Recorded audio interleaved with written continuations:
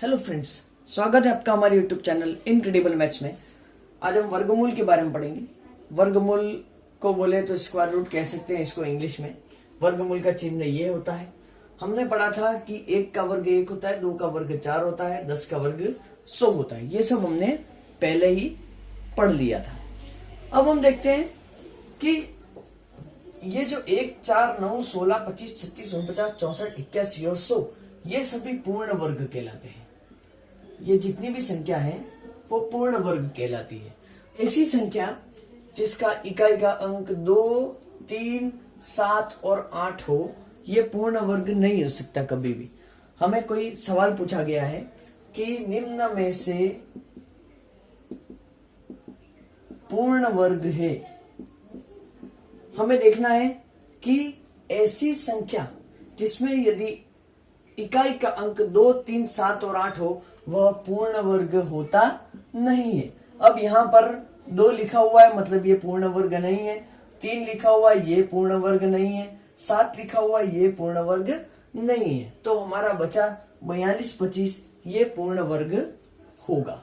ये सभी पूर्ण वर्ग है। 1, 4, 9, 16, 25, 36, 49, 64, 81 और 100।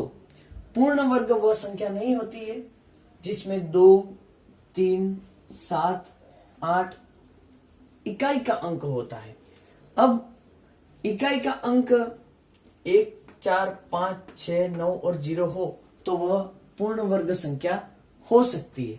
अब हम शॉर्ट ट्रिक के माध्यम से सीखेंगे कि किसी भी संख्या का वर्गमूल कैसे ज्ञात करना। हम देख रहे हैं यहाँ पर यदि हमें 56, 25 का वर्गमूल ज्ञात करना है, दाईं तरफ से 2 के जोड़े बनाएंगे। उसके बाद हम देखते हैं दाईं तरफ के इकाई का अंक क्या लिखा हुआ है।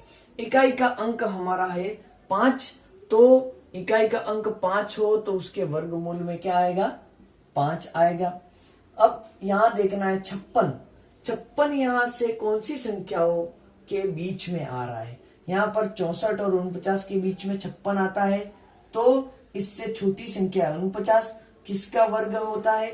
7 का वर्ग है। तो हमारा 56, 25 का वर्गमूल हो गया 75। मैं इसको डिस्क्राइब कर देता हूं एक बार कि जिस भी संख्या का इकाई का अंक 1 हो उसके वर्गमूल का इकाई का अंक होगा 1 या फिर 9। जिस संख्या का इकाई का अंक 4 हो उसका वर्गमूल होगा 2 या वर्गमूल के इकाई का अंक होगा 2 या 8। जिस संख्या के इकाई का अंक 5 हो उसका वर्गमूल का इकाई का अंक भी 5 होगा। जिस संख्या के वर्गमूल का इकाई का अंक 6 हो उसका इकाई का अंक वर्गमूल में होगा 4 और 6। यदि हमें 6084 का वर्गमूल ज्ञात करना है, शॉर्ट ट्रिक के माध्यम से कैसे ज्ञात करेंगे? अब मैं यूं बता रहा हूं कि यहाँ पर दाईं तरफ से 2 के जोड़े बनाने हैं। हमने एक तो 48, 84 का जोड़ा बना दिया और एक 60 का जोड़ा बना दिया। अब इकाई का अंक हमारा 4 है, तो मैं यहां पर जाता हूं। इकाई का अंक हमारा 4 है, तो यहां आंसर में भी इकाई का अंक या तो 2 होगा या तो 8 होगा। अब हमें यह डिसाइड करना है कि जो उत्तर में इकाई का अंक 2 होगा या फिर 8। अब हम पहली संख्या डिसाइड कर लेते हैं। 60 यहां पर किस किस के बीच में आ रहा है? 60 यहां पर आएगा इन दोनों के बीच में।